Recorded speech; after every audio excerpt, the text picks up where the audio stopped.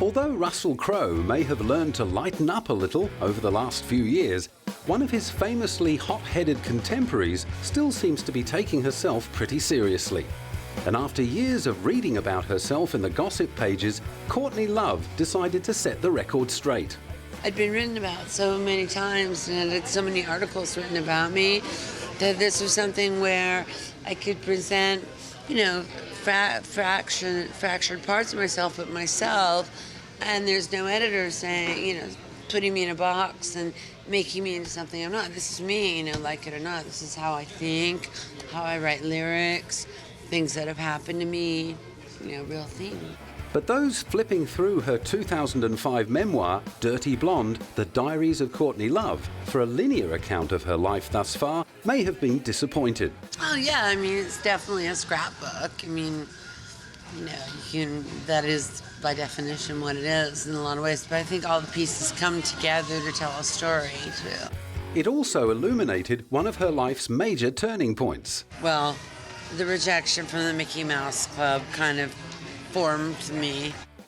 Apparently, the rejection came after the 12-year-old Courtney recited a poem by suicidal author Sylvia Plath, revealing an early glimpse of the darkness that would dominate her creative and personal life for the next 30 years. When she married Nirvana frontman Kurt Cobain in February 1992, Courtney was already pregnant with their daughter, Frances Bean. Over the next couple of years, the tabloids printed various accounts of Courtney and Kurt's drug binges. On one occasion, they were reportedly so out of it, they left baby Frances in a cab. The romance ended with Kurt's shooting suicide in 1994, just days before the release of Live Through This, which went on to earn Courtney's band Hole rave reviews and millions of sales. After reading out Kurt's suicide note, which told of his determination to burn out rather than fade away, Courtney let loose with a barrage of abuse at her late husband for being, quote, such an asshole. She then decided to embark on a much more drawn-out process of self-annihilation.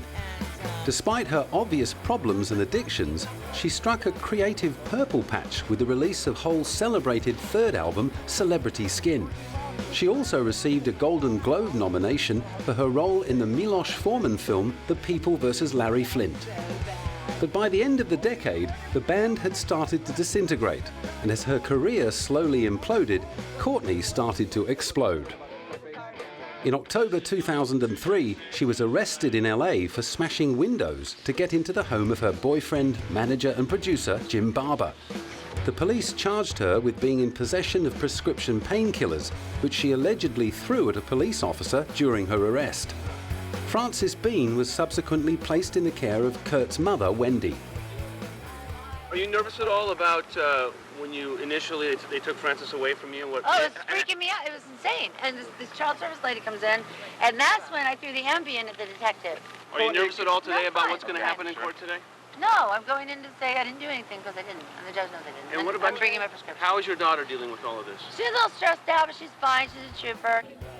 While she was waiting for her case to go to trial, she once again ended up in police custody after allegedly striking an audience member with her microphone stand at a gig in New York. Somewhere in between, she'd also returned to her ex-boyfriend's house, and rage took over again when she allegedly bashed up a female visitor, adding another assault to the growing list of charges. A string of messy court appearances followed, along with orders to enter rehabilitation programs to avoid prison. I have to stop drinking. It's fun. This is funny. I mean, it's not funny at all. It's profound. It's deep. But I want to see if I can do it. Unfortunately, she couldn't, and her failure to stay on the wagon led to some serious head shaking from the judge. I do want you to know that I am very disappointed. I have read all of the reports. I know the statements you made. I understand that drug addiction is a disease. I can't force you to be successful in getting off drugs.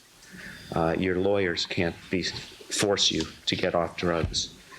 3 courts have tried now to help you get off drugs, and I am disappointed because you're not clean and sober. Okay? and it certainly is not something to joke about.